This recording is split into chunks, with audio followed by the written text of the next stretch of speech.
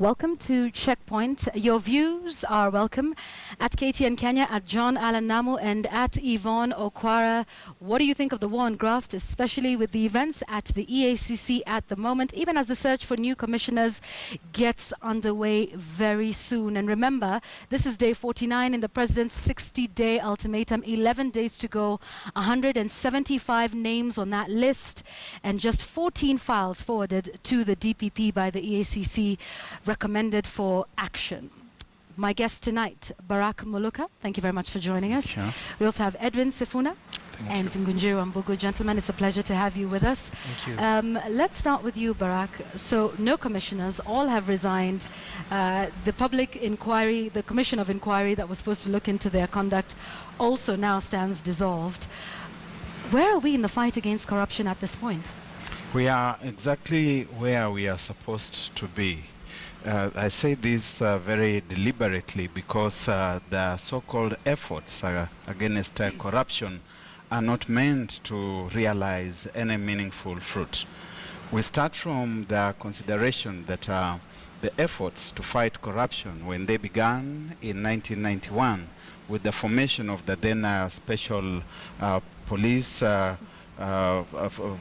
section that was supposed to deal with the corruption. Right. The initiative was actually coming from outside. It came from the donors, and we did that basically just to kind of convince them that we were doing something. And you could walk all the way through John Allen Mwau to Aaron Ringera, to Ringera 2, to Patrick L.O. Lumumba. Then you can go back to Matemo. It has never been meant to achieve anything, and we are not going to go anywhere very soon. I could explain a little further that this arises out of the notion, not just in Kenya, but elsewhere in Africa, that corruption is in fact one of the entitlements of exercising power. And those who exercise power have got to protect the opportunity to benefit from corrupt management of public affairs. By all means necessary.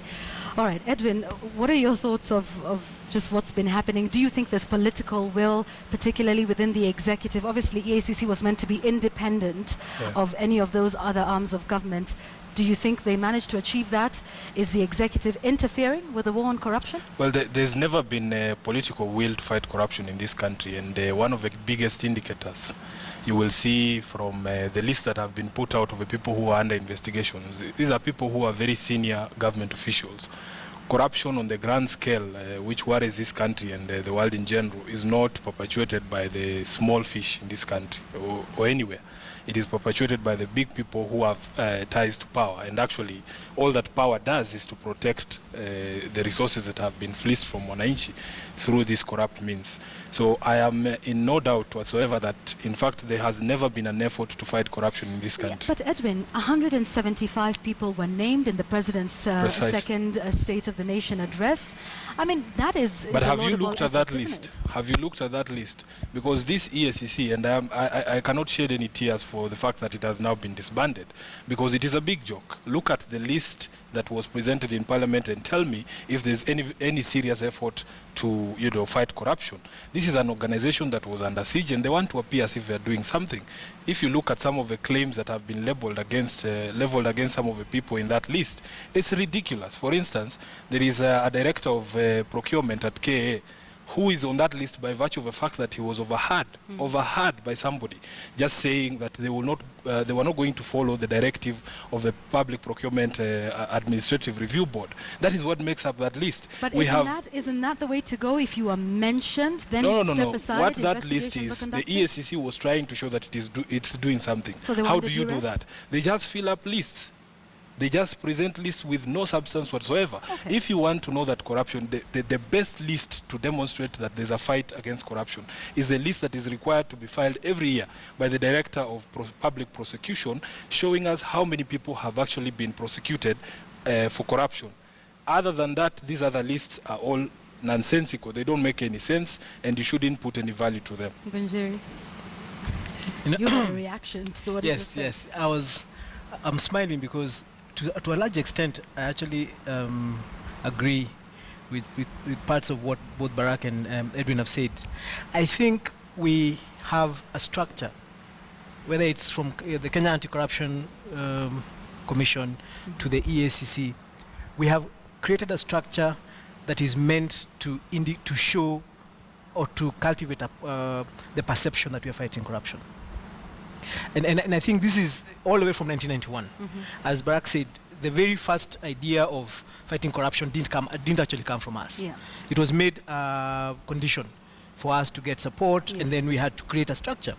Right. And the funniest thing is that in most other countries in the world, you actually don't establish an anti-corruption, a specific body to fight anti-corruption. In the UK, they have the serious fraud office, unit. yeah. I mean, in America, it's broken down into small pieces. And even in Kenya, you see, we are saying that the fight against corruption, we have fallen into the trap of looking at the fight against corruption being about the EACC. What is it about? You see, there is a fight against corruption, and then we have a body that has been specifically created to lead that fight. But corruption is a crime. Let's start from there. Yeah. It's a crime in our penal code. Right, yes. So CID can investigate corruption. They can actually take you to court on corruption. But you see, we have tied all our hopes on the fight against corruption on the EACC. Yes, but so when why it not? collapses, Because we have agreed to have that commission as the one that fights corruption. and this is my problem, we actually created an institution that normalizes corruption. You see, let me tell you what How I'm saying, so? Yvonne. We have very many crimes in this country. We don't have special commissions to go after those crimes. But because corruption is a big Yes, one, and a 300 commission of billion a shillings serious of our No. money. We have Our an budget. anti-security corruption. Security right now We is have our a biggest ministry. threat. We have a Interior. ministry, Yeah. yes. A whole ministry. A whole ministry Which of is even interior, but bigger than a commission. essentially, it's actually not a ministry of security. The same way we don't have a No, commission. let us put it within its historical context. That in the early 90s, aid from foreign partners was suspended Yes. in this country. Right. Yes. And it was because, among other things, there was a very high level of corruption in government. And the foreign donors did not have any confidence at all in the police and prosecutorial processes that we had in the country. And so as one of the conditions for their coming back, it was necessary that we put in place An a anti-corruption. special authority that was going to deal with corruption. Okay. It was going to be an authority that comprised people, men and women of integrity, people who could be trusted to fight against corruption. Okay. That's why in the first place So there was a that's special how we police got unit, here. then there was the Kenya Anti-Corruption Authority, the one of John Aaron Mwau, Yes. and we have moved that way to the extent that we have even forgotten where we came from and how we landed ourselves in that place. And I agree with Wanjiru Wambugu that Okay. it could be done differently. It could be done Okay, differently. so Actually, what it would needs your to be done suggestion differently. be? In Yes. fact, to a large extent, if I was Uhuru Kenyatta, I would most probably do away with the whole idea of an anti-corruption commission. No, you can't, because it's a constitutional. You see, that's the constitutional problem. requirement. You see, Yes. I would actually find a way of doing it. Because there Okay. are two things. Uh-huh. Two things, Yvonne. First and foremost, every time we have now gotten to the point where when you create an independent, permanent commission about corruption, what you're actually telling us is that corruption is going to be with us permanently. Number one. So for me, I would be looking at a situation of we need a task force, a multi-agency There is no way. task force. And of course, we've got all the cynics, including the ones on the bench right here, who don't believe we can actually fight corruption. And that is a problem we have as a country. Okay. We actually You want do a step not down, believe. You want a step down from a a constitutional don't believe. commission To a task to a force. task force. I mean, none of them have worked. No, Let's no, be no, no. honest. Okay, what there is essentially, no what single- essentially would be the difference between a multi-agency task force, which is what we have now, by the way? Remember, there was a multi-agency task force that's been formed after the President's State of the Nation address that is handling these cases. Yes. Essentially, what would be the difference? A multi-agency And task this is force Actually, specially meant to deal with corruption. since the president did his State of the Nation address, it was what, 2 months, 49 days 49 ago, days. we've most probably seen a lot more 51, action yeah. on anti-corruption than we've ever seen in this country. Okay. From Where? the beginning, So, yes. action. I'm not Where? saying that it has actually Which ended. action? There We've has gotten been people- absolutely no action. We've gotten the highest number of government officials ever to step down, or to step aside, as we invited it. Hopefully, Listen. from the corridors of power, I'm hearing CSs and PSs are going to court Yeah, this week. yeah. We've got systems being put. In Okay. fact, part of what However, makes me believe. Wanjiri, there are some that say Yes. this situation is not entirely unprecedented in the country. People have stepped aside before, many? and there haven't been as They've you never know, gone to court. So this is the absolutely. week. At the end of this week, we'll be able to look back and say, did You know, CSS this actually is, go to court? The truth of the matter is Let- let- that let's- One moment. the One solution moment, the Edwin. solution is not in task forces or any other organization. Yes. It is one and only, and it means we have to get a government in place that has the will to fight the corruption that we're talking about. If you look at what has happened in the this stepping aside you're talking about, the law already envisages. If you look at the Economic and Anti-Corruption Crimes Act, it already envisages a situation whereby when somebody is charged, at that particular point, we have reached a stage at which the agencies that have done the investigations and forwarded the files to the DPP who has looked at it and is convinced that this is something that we can prosecute, has already gotten to the point where we have taken the matter to court. At that particular stage, the law operates itself. You step aside on half a salary. You don't have to be told or to be requested the way the president was requesting his people to step aside. All that stepping aside was shenanigans. Okay, all right. Because the president made this a very big issue in his State of the Nation address, the question comes to mind, and lots of people are asking, do you think the president is committed in the fight against corruption? The allegations that Irene Kano raised about being offered an ambassadorial post, some say there is nobody else that can make that offer Precisely. other than the president. It comes Vijay, from what do one you think? office. Personally, first, but part of the reason I believe that who is actually committed to making this work is because of how obviously this particular process of disbanding this commission was mismanaged. It's a kind of thing that if you're really trying to manipulate a system, you don't do it like that, especially when you're the head of state. There's so many other easier ways of doing it. This is my impression, and I most probably be told by my colleagues I'm wrong. My impression was Because that he knows he's wrong. He knows he's wrong. we have a situation This is where not a government you that have is known three for finis. commissioners. It is not known for Hang on, finis. let him We have finish. 3 commissioners. Yes. 2 of them. This is first. The body is made of 3 commissioners. Yes. 2 of them write a letter about one of them Right. and say that this guy, from passion to excitement to everything else, Yeah, to divide and rule. yes, Yeah. this is at the same time that you're really trying. You're looking at your government facing realizing that the biggest challenge your government is going to have, and you're looking for a re-election. The biggest challenge you're going to have is corruption, and you're supposed to work and fight corruption with a body where 2/3 of the commissioners are saying this thing is not working. Right. So what do? You get rid of all of them, but then they have security of tenure. You have the long process. Right. So you're like, guys, even as we agree about what you guys are talking about, you guys need to leave. Okay. So you believe that he's I actually committed. believe. All right. Yet, in the Jubilee Manifesto, one of the 3 pillars, Uwazi, cleaning up the mess of corruption, he pledged to give EACC powers to prosecute cases of corruption as happens in other African countries. It's 2.5 years that's yet to happen. It's yet to happen, and in my opinion, I think this is where you begin. Because So you believe he'll give EACC prosecutorial powers you now? begin by cleaning EACC. Okay. All In right. fact, actually, you don't even begin by cleaning EACC. Something Edwin said makes sense. The government has to actually have the political will. Our problem is that our political structure is corrupt. So it doesn't matter what you do with the EACC until you clean up the entire Okay. political The president Look, is part of that political structure. You do realize that. True. I don't agree Yes. at all with my friend Winyiri Wambugu.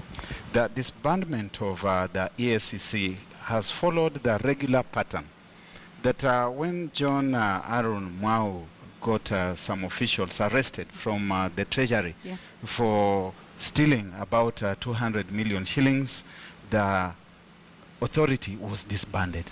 We were told that it was in office illegally.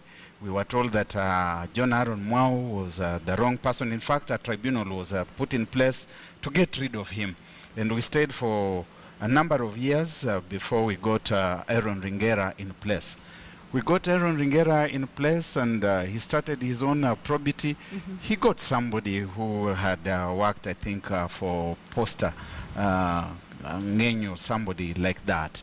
And again, when the matter was just getting to court, disbanded. PLO Lumumba, with his team, they are there and frightening politicians. Members of parliament are shaking in their trousers, and suddenly they find an opportunity when the new constitution comes in place, and they have to put in place a new law. They put there an amendment. They say that all the commissioners, all the members of the directors have got to go away. And this again has happened right on So queue. it seems to It is follow the a same similar pattern, and it from has John gone on for Harrow a Precisely. very long time. And one that of what the you things say? that must worry us is that this thing has become endemic. In fact, when we talk about 1991 as the starting point, it is not. The first efforts actually were in 1956, before none of the people around here, myself included, were born. And that means that there's something seriously endemic, that there are people who get into government, into power, and they think that they are entitled to stealing. But It also means something essentially, else. yes, essentially what you're saying is it's a collective responsibility. It is because a- people are not elected from heaven. It's a collective They come from- responsibility, and there's something Yeah. very organic about it. Yeah. That those who get into government first believe that they must get into government as a tribal kind of party. And those who are outside even government are waiting for an opportunity to get into government as a tribal party. So Michaela And Rom when wasn't they- wrong when she said... When they get there, they say it is their turn to eat because somebody else has been eating. And those eaters cheat the tribe, the rest of the tribe, that we are eating together Okay. when they are when not. it's only just a few. Yes. All right, please hold that thought, Barack, because I'd like your thoughts on this one, Edwin. So are we saying then that we can't fight corruption in the country? Because it sounds like essentially that's what we're saying tonight. Well, it is possible to fight corruption. You just need to get the willpower, especially the political willpower, in place. And no one can lie to you that this government or the actions that have been taken by the president are an indication that he's serious about Would it. an alternative 'Cause government have done this differently? A court possibly, government? because you need I to don't get think so. you need to No, I no don't no think no so. no. I didn't say a court government. I just Yeah, said no, I was No, we asking. didn't say I it just is- asked. it is not possible for you to tell me that there is no one in this country who can stand up and fight this No, scourge it that is can't. happening. There are very good men and women out there who can actually stand up to this thing. But what has happened to this country? Number Yeah. one, there's lack of that political will, and number two, the security situation has gotten so bad. We get so many stories of people who would be willing to stand up against this particular vice. But what happens to you? Look at the marauding gangs in Nairobi now. You cross somebody over 100 million shilling deal, you can't even get to your house. You will be cornered somewhere and shot, just like a common dog in the street. So what does that leave the people who might consider themselves upright and say, who are willing to fight this particular scourge? So if there is a government that has a political will to fight it, and the political will be indicated or demonstrated from the fact that there will be no sacred cow. There And will that's be where people. he is wrong. Eh? No. Just let me finish. After that, if the country is in such a state that I know that even if I stand up against $1 million deal and say this is wrong, this is defrauding the people, I will still get to my house, that the security in the country is sorted, then we will have a chance. But even the most upright people are afraid to stand up and say this is wrong, because at the end of the day, it is either you take a bullet or you take the money.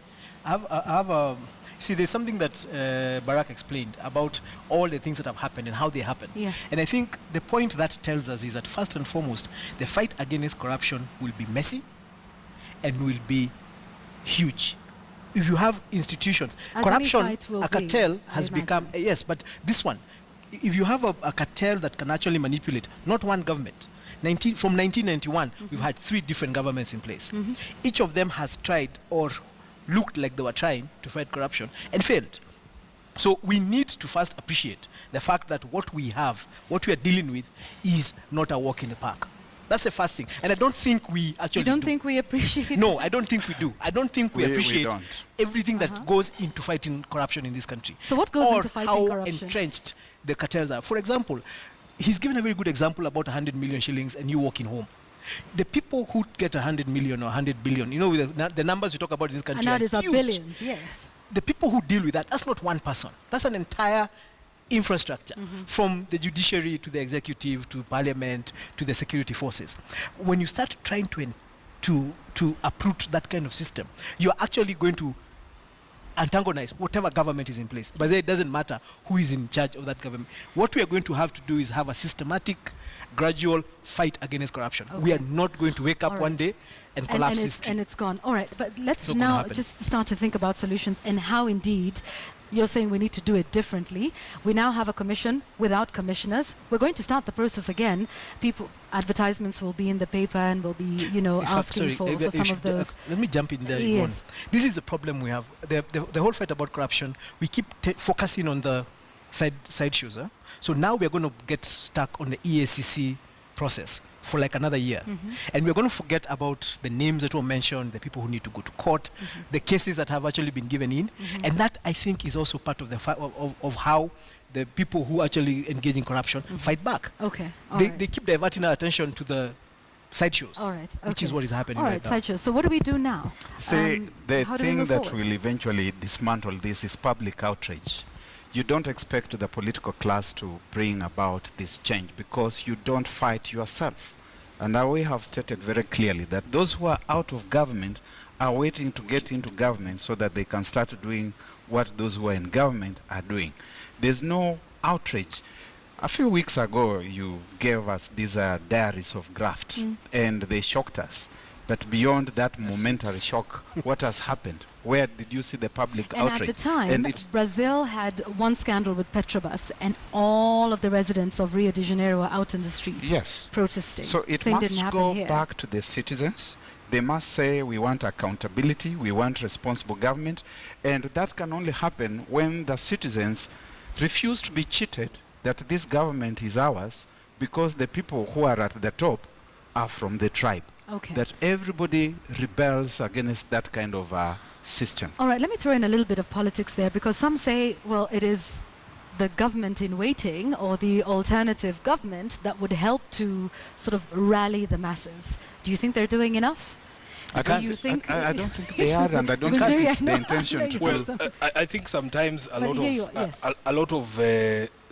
a lot of work is left on the shoulders of opposition. Just as he has said, that sometimes this is something that takes citizen action, and citizen action does not only start or end with protesting in the street.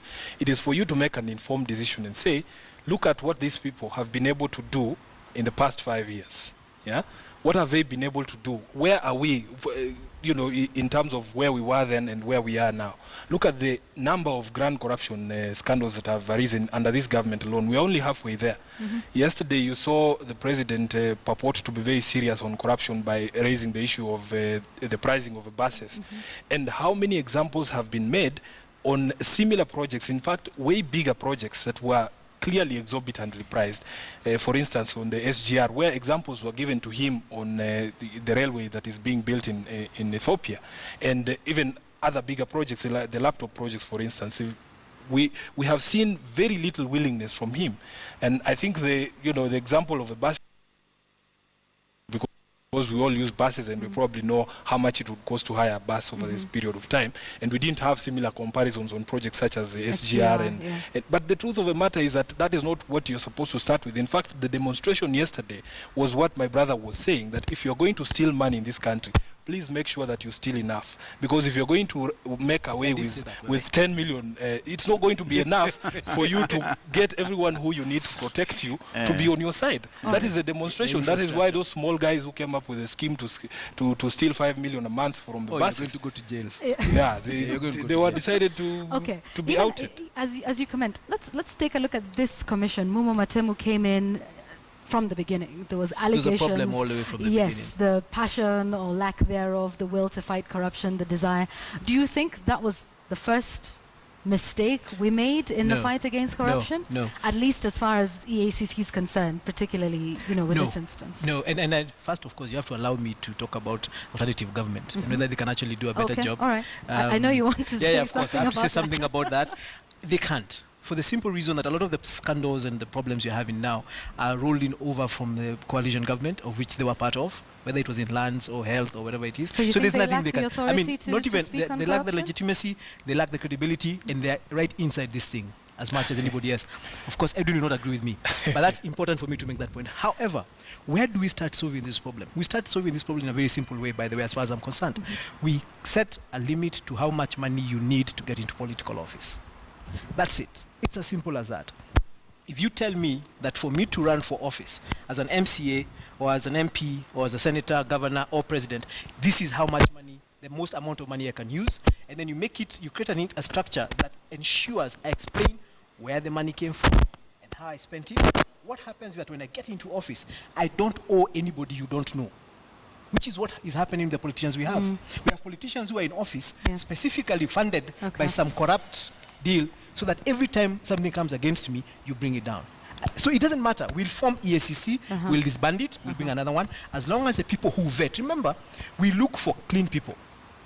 Then we take them to parliament to vet them. But you remember, EACC was the one that was supposed to be able to vet these political See, it's a candidates, and vicious the cycle. MPs shot it down. Exactly. And by the Vicious way, cycle. even So that if we don't fix the even that politics- process, even Okay. that process that he's talking about is a political process. You have to come up with laws, and those laws have to go through parliament. Right. Just Which take is an what the example. opposition should No, be no, doing. just take the example of what happened to Public the contract. integrity, the Leadership and Integrity Act. Yes. We couldn't even get to pass standards of education through our parliament. Right. Do you really believe that we would be able to push through that? But Actually, shouldn't it's we not be possible. able to? If I was in parliament, I would be very happy for you to give me a small limit, because then that means I know. But then, okay, yeah, maybe some other guys might not like that. Yeah. But you see, this is actually how you deal with corruption anywhere else in the world.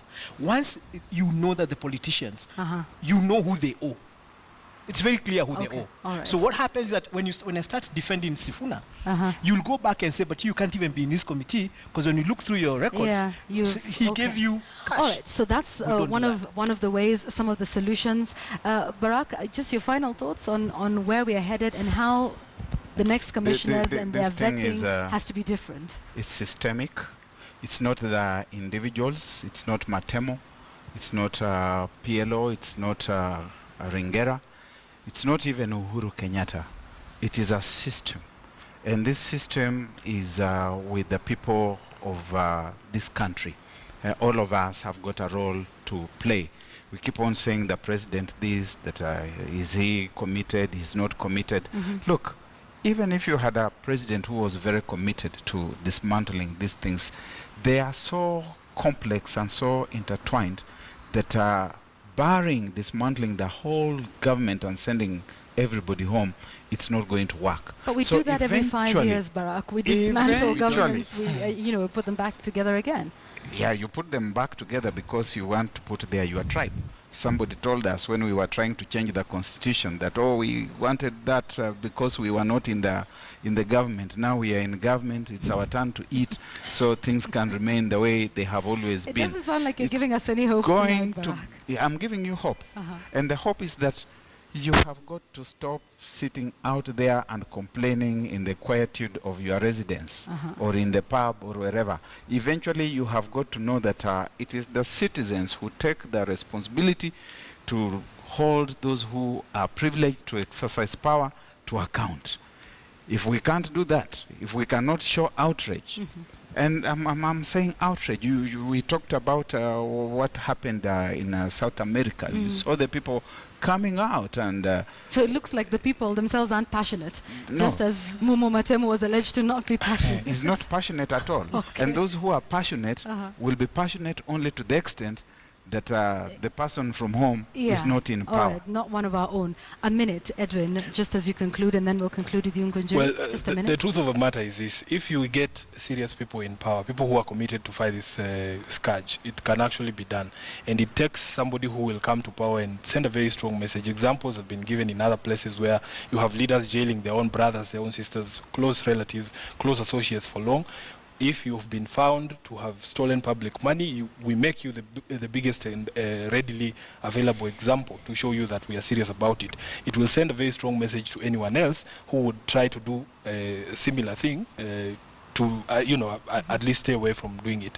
And it has not happened in this country. The truth of the matter is that if you see even the procedure that has been adopted in this other list that was submitted in Parliament, if anyone can tell you that those people who stepped aside are, not in a position to now influence the investigations, they are lying to you. In this era where we can work from our homes and from our phones, can you really tell me that today if the Honorable Charity Ngilu picked her phone and called somebody in her ministry, they would refuse to pick up a phone? She's on full salary, just like the other CSs. In fact, they are on paid leave. The truth of the matter is that there is no commitment. The day that we will see prosecutions, and the report that Kenyans should be looking for is a report from the office of the DPP that shows the number of people who've been charged, and the report from the judiciary showing us how many people have been convicted. Because that will be the clearest indicator of the seriousness with which the commission, whatever commission or whatever body that And is charged whoever with is at the helm of it. Okay. investigating corruption, has done their job properly. Okay. And one other thing that I wanted to just point Very out, quickly, there's yes. been reports from the office of the DPP Uh-huh. that he's actually seconding his officers to EACC to help with the investigation. That is meddling in something that he shouldn't be doing. Independent. Yeah. All right. How then is he How supposed to sit independent is it? back and because we created 2 tiers of clearance that Right. the investigators have to convince not only the court, but prior to that they have to convince the The DPP. prosecutor. Okay. Yet we have prosecution involved in the investigation All right. at that particular stage. Gunjiri, 1 minute. 1 minute. I Sorry. think we need to make fighting corruption simple.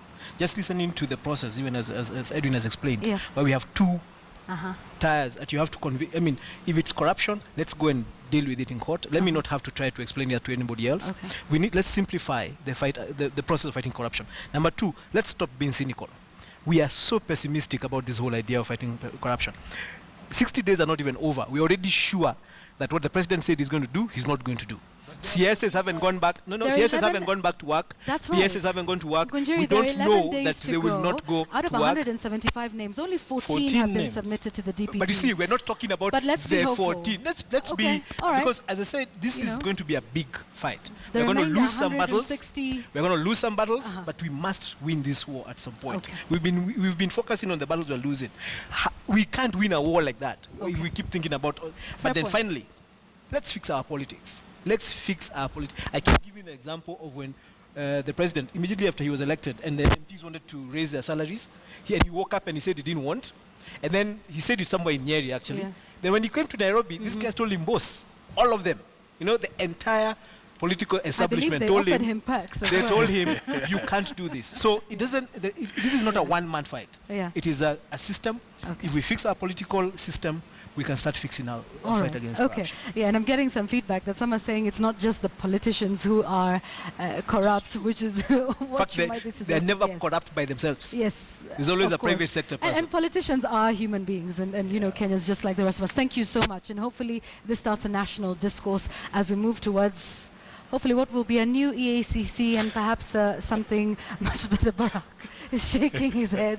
Ngunjiri is optimistic, and not optimistic from Edwin Sifuna. How about you? How do you feel about the war on corruption? Keep sending in your feedback. Are you optimistic? Are we winning the war?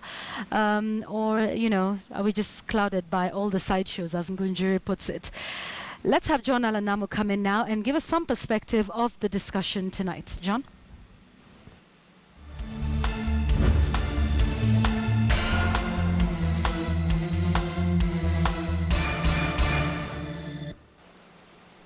Really interesting discussion. Can't fit in just 30 minutes. In fact, I wanted to donate my few minutes here to have that discussion continue because it is an important one. But the first point on what's the point tonight is about powers.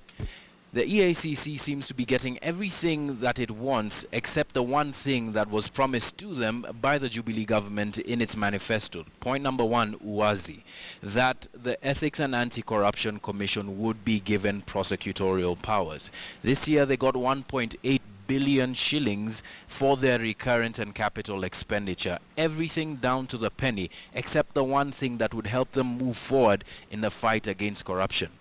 If 124 members of parliament were able to vote out or vote against Mumo Matemu, then 124 members of parliament and more can vote for the EACC to finally have prosecutorial powers.